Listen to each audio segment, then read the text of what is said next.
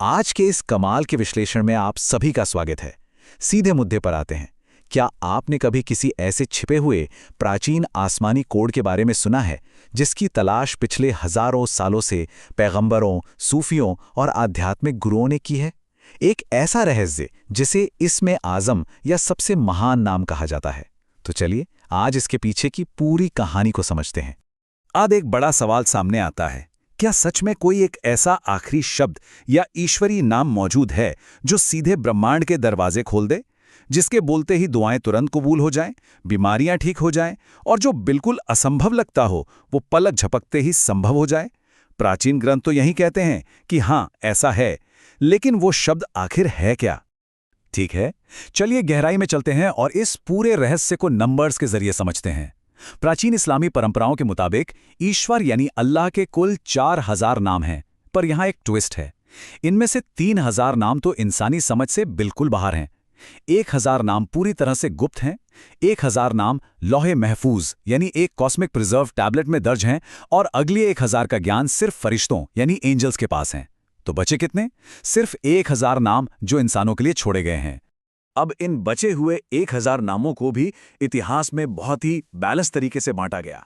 देखिए, 300 नाम मिले हजरत मूसा को दी गई किताब तौरेत में, अगले 300 नाम हजरत दाऊद की जबूर में और ठीक 300 नाम हजरत ईसा पर आई इंजील में। तो ये हो गए 900 और आखिर में बचे हुए ठीक 100 नाम आए कुरान में। यहां आती है सबसे दिलचस्प बात। कुरान के उन 100 नामों में से 99 नाम तो सबको पता हैं, वो पढ़े भी जाते हैं। लेकिन अगर हम मैथ्स लगाएं तो कितने बचे? सिर्फ एक। जी हां, बिल्कुल एक नाम बचा। और यही वो एक नाम है जो पूरी तरह से छुपा हुआ है।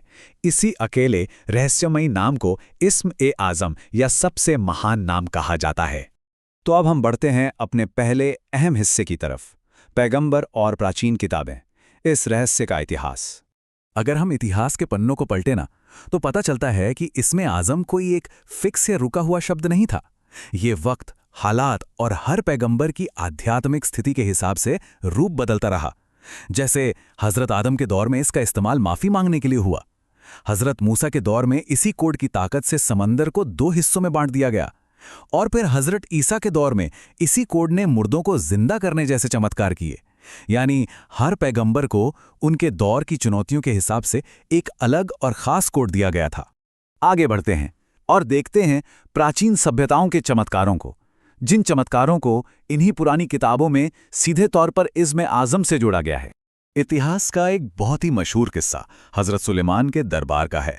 बात उस वक्त की है जब रानी बिल्कीस, जिन्हें क्वीन ऑफ शीबा भी कहा जाता है, उनके बेहद भारी सिंहासन को लाने की जरूरत पड़ी। तब आसिफ बिन बरखया नाम के एक मंत्री ने दावा किया कि वो पलक झपकने से पहले उस सिंहासन को ला सकते हैं। और ग्रंथों के मुताबिक आसिफ बिन बरखया के पास इस्म-ए-आज़म का ज्ञान था और जैसा कहा गया वैसा ही हुआ। इस कोड के इस्तेमाल से समय और दूरी की हदें खत्म हो गईं और सिंहासन पलक झपकते ही सामने आ गया। एक और रोंगटे खड़े कर देने वाली ऐतिहासिक घटना हजरत हज़ीकील, जिन्हें इज़ीकेल भी कहते हैं, उनसे जुड़ी है। बाइबल और इस्लामिक ग्रंथों दोनों में सूखी हड्डियों की घाटी यानी वैली ऑफ ड्राई बोन्स का जिक्र मिलता है। बताया जाता है कि जब वो एक ऐसी घाटी से गुजरे जो मुर्दों की सूखी हड्डियों से भरी थी, तो उन्होंने इसी छिपे हुए आसमानी कोड इस्म-ए-आज़म का आह्वान किया और नतीजा, उन हड्डियों पर मांस आने लगा और देखते ही देखते पूरी की पूरी घाटी के मुर्दे जिंदा हो गए। ये दर्शाता है कि इस कोड की ताकत आखिर कितनी ज्यादा थी। लेकिन जहां इतनी बड़ी ताकत हो, वहां खतरा भी उतना ही बड़ा होता है। इसलिए अब आते हैं इस कहानी के एक डार्क ट्विस्ट पर, दुरुपयोग का खतरा और एक चेतावनी। इन स्रोतों में ये बड़ा साफ तौर पर बताया गया है कि इतिहास में एक वक्त ऐसा भी आया जब लंबे अरसे तक कोई नया पैगंबर नहीं भेजा गया। एक तरह का अंधकारमय दौर था वो। उस समय बनी इज़राइल के कुछ लोगों ने इस असीम शक्ति को पाने के लिए शॉर्टकट्स ढूंढने शुरू कर दिए। अगर हम बिल्कुल निष्पक्ष होकर ऐतिहासिक तथ्यों को देखें तो उन्होंने शक्ति पाने के चक्कर में कनानी देवताओं जैसे बाल-ज़बूब की तरफ रुख किया और कबाला जैसे काले जादू और गुप्त अनुष्ठानों का सहारा लेने लगे। ताकत तो उन्हें चाहिए थी, पर उनका रास्ता पूरी तरह से भटक चुका था। और इस रास्ते से भटकने का सबसे दुखद उदाहरण है बालम बिन बूर की कहानी। बालम एक ऐसा शख्स था जिसके पास इस्म-ए-आज़म का ज्ञान था। उसके पास 3 दुआएं ऐसी थीं जो हर हाल में कबूल होनी थीं। पर आपको पता है उसने इतनी बड़ी ताकत का क्या किया? एक घरेलू झगड़े में सब बर्बाद कर दिया। उसने अपनी पहली दुआ से अपनी पत्नी को दुनिया की सबसे खूबसूरत औरत बना दिया। जब पत्नी में घमंड आ गया तो गुस्से में आकर दूसरी दुआ से उसे कुतिया बना दिया। फिर बाद में बच्चों को रोता देखकर उसने मजबूरी में अपनी आखिरी दुआ का इस्तेमाल करके उसे वापस इंसान बनाया। बस हो गई 3 दुआएं खत्म। दुनिया की सबसे बड़ी, सबसे महान ताकत महज एक छोटे से गुस्से और पछतावे में धूल बन गई। ये किस्सा हमें साफ चेतावनी देता है कि बिना आध्यात्मिक समझ के ये कोड किसी काम का नहीं। और ये किस्सा बहुत ही खूबी से हमें इस विश्लेषण के अगले हिस्से की तरफ ले जाता है। प्राचीन ग्रंथों से लेकर कुरान तक एक दिलचस्प भाषाई खोज। यहूदी इतिहास यानी ज्यूइश हिस्ट्री बताती है कि इस सबसे महान नाम को इतना पवित्र माना जाता था कि आम लोगों को इसे जुबान पर लाने तक की इजाज़त नहीं थी। इसे सिर्फ मुख्य पुजारी यानी हाई प्रीस्ट साल में बस एक बार सुलेमान के मंदिर में अपने होठों पर लाते थे। और फिर जब उस मंदिर को तोड़ दिया गया तो इस नाम को बोलने का सही तरीका, इसका सही उच्चारण इतिहास के पन्नों में कहीं हमेशा के लिए खो गया। लेकिन जरा ठहरिए, यहां एक बहुत ही कमाल की बात सामने आती है।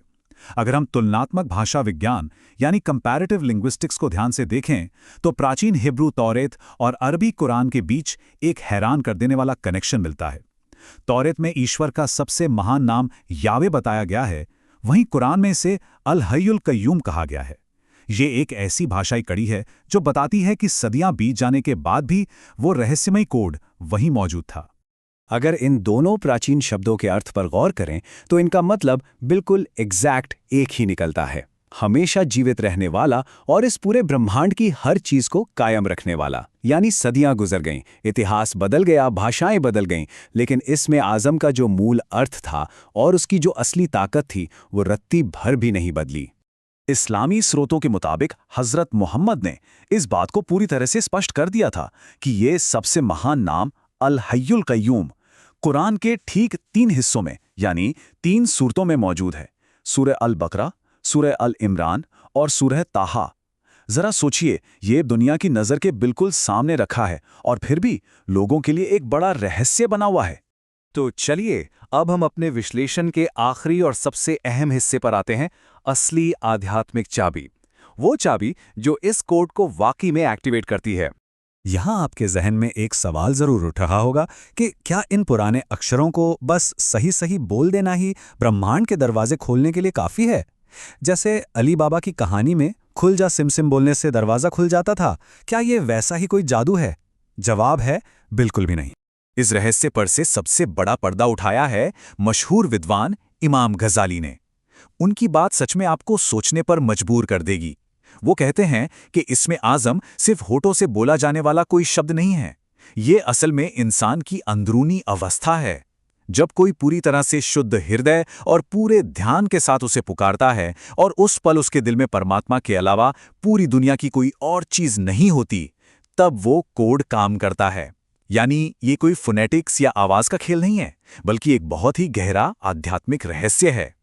सीधे शब्दों में कहें तो इस आसमानी कोड को एक्टिवेट करने के लिए आपको क्या चाहिए? पूरी निष्ठा, जिसे इखलास कहते हैं, अटूट विश्वास यानी यकीन, इरादे की पूरी पवित्रता और ईश्वर के साथ बिना टूटे जुड़े रहने वाला एक आध्यात्मिक कनेक्शन। और यही वो वजह है कि हज़रत मूसा, हज़रत ईसा या हज़रत सुलेमान जैसे पैगंबर इस कोड के जरिए हैरतअंगेज चमत्कार कर पाए।